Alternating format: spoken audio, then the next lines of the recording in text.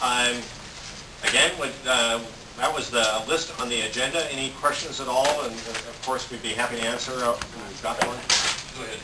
Yeah, Fred, I know I'm going to suggest something, and more than likely the staff is probably already anticipating this, but back to the free pass student program again,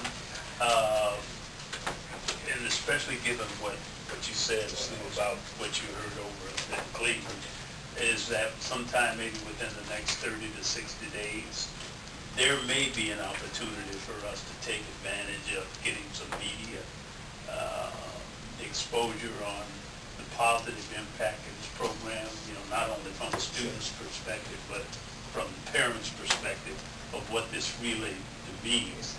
And then now that I've said that, I was thinking about, I'm not so sure that when others outside of the Portland public school area, you know, what will they say with you? Why don't we get free pass? As I talk, I start thinking about that. But I mean, maybe you can look into it and see if it's worthwhile. Well, we will. The difficulty is, and again, it's that statutory requirement that says Portland Public Schools, high school students don't have yellow school buses. School buses. Now, we understand. Right, and others do, I know, but I know that the passes, they can use them anytime. They can use them anytime, and we expect they will see them on weekends, other low-use times, so it doesn't take up full seats currently. But we do understand, we've actually heard from places such as Wilson and David Douglas and well, Wilson's in. Yeah, even some private. I mean, Wilson's in. Pardon me. Yeah, Wilson's in. Yeah, even private schools have been going. We've heard from a lot. But I mean, you know, I know you guys are probably over it anyway. Well, yeah. Okay. You know, to piggyback on what board member, gosh, I'm going to blank today. Johnson.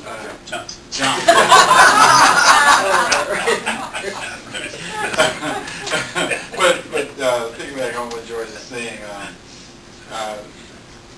in Clackamas, yes, we have yellow school buses, but they don't pick up kids within a mile of the school.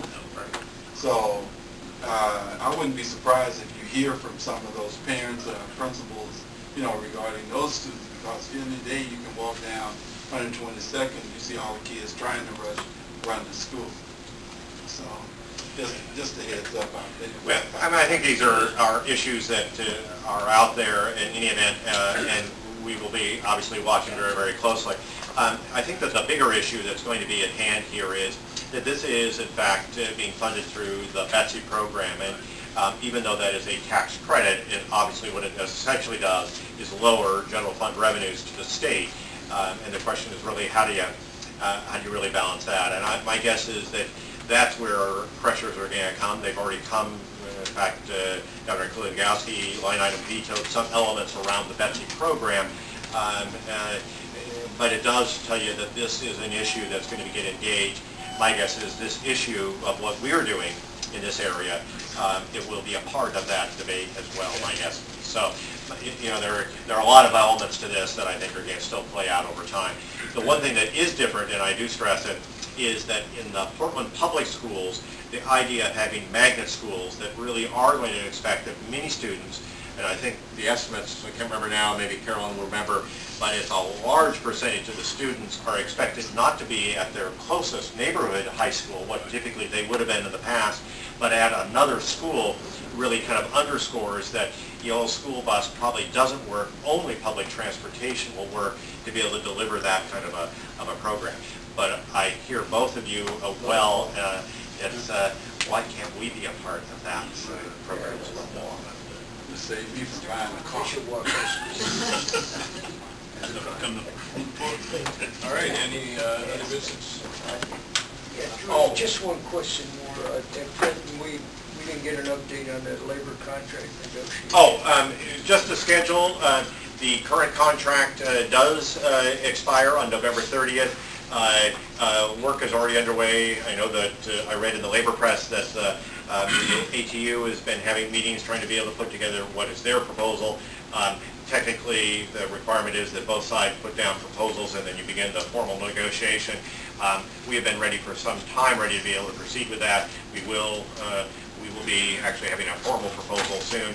We would expect that it will go in several stages. One, kind of the smaller work groups around particular work rules and other sorts of things, and then of course around some of the major issues, which are the benefits and obviously healthcare is a major issue here and will be discussed as part of that negotiation. Thank you. Thank you. All right, we are adjourned. Great, thank you.